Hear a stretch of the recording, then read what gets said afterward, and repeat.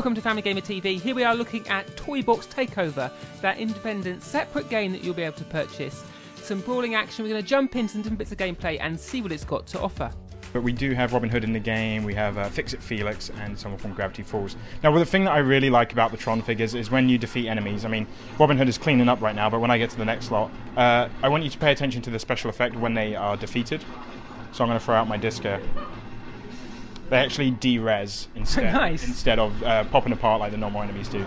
So a nice little touch for the Tron figures that when you do defeat these enemies, that they, they de-res. That's really cool. It looks like there's more enemies on screen, is that right? Yeah, with these games, we really want to make it more about, this is the combat section, this is, we want to kind of amp it up a little bit, more than you'll typically see in the play set. And the more you play, obviously, the more kind of complicated it will get, the more harder it will get. And how long do the Toy Box Takeover experiences last? We're looking at around 3 hours for Toy Box Takeover. Obviously, that's going to depend on how good you are, how much you'll get, quickly you're getting through it, but around 3 hours is what we're looking at right now.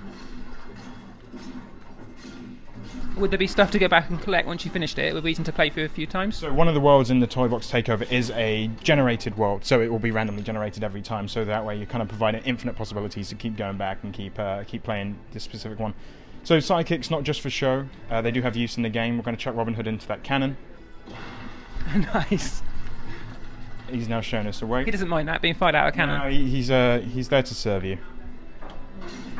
Also, now we've unlocked a piece of loot we just got from that chest. Advanced medic hat, so then we can actually put that on Robin Hood, or whatever your sidekick is, and they will then get a special ability or some sort of a bonus attributed to that hat. Now, we can't get through this gate, which is a bit of a problem.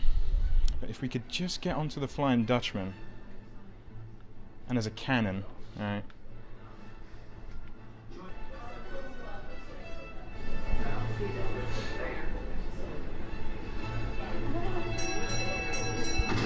So these seem bigger as well, they're sort of set pieces, there's more... Yeah, it's a lot more elaborate than what you've typically seen in the Toy Box games before, a lot more scripting going, a lot more kind of set pieces. More of a directed experience. Has there been a lot of collaboration between the Toy Box Takeover developers? Has there been sort of back and forth?